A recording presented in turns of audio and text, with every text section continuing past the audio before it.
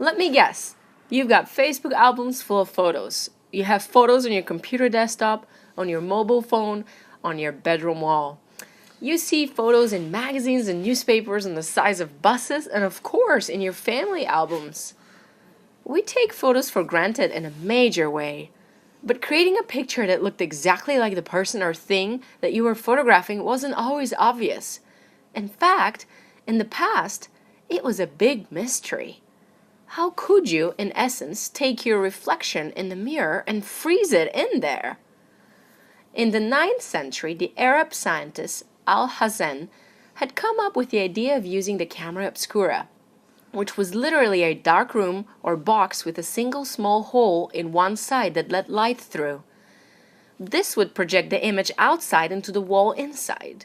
During the Renaissance, artists like Leonardo da Vinci used this method to introduce 3D scenes onto a flat plane so that they could copy things like perspective more easily. In 1724, Johann Heinrich Schultz discovered that exposing certain silver compounds to light altered their appearance and left marks wherever the light touched. Essentially, Schultz found a way to record the images that Al-Hazen was able to project. But only for a little while. Schultz's images disappeared soon after he had made them. It wasn't until 1839 that people figured out how to project images into light-sensitive surfaces that would retain the image after exposure.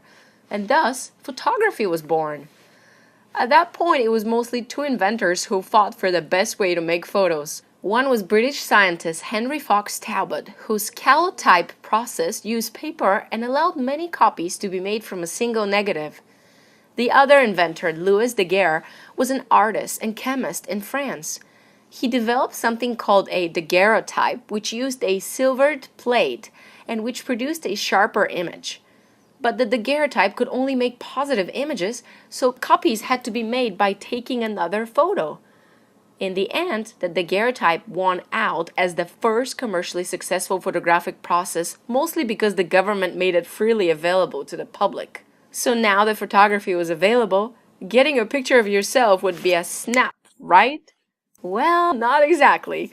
This process still required a whole darkroom at the location of the photograph, which was a big hassle. Picture the early photographers lugging enormous trailers with all their equipment wherever they wanted to take a picture. Not only that, but the early processes had extremely long exposure times. To get a good photo, you would have to stand perfectly still for up to 2 minutes. This led to the development of inventions like the head holder, a wire frame that would hide behind you while supporting your head. It's also why you don't see people smiling in early photographs. It's not that life was that bad. It was just hard to keep a steady grin for more than a few seconds, so people opted for a straight face look. And then George Eastman came along. Eastman believed that everyone should have access to photography, and he spent many late nights mixing chemicals in his mother's kitchen to try to achieve a dry plate photographic process. This would allow exposed negatives to be stored and developed later at a more convenient place, instead of carting those dark rooms necessary for wet plates around. After starting a business which initially made dry plates, Eastman eventually discovered plastic roll film that would fit in handheld, inexpensive cameras.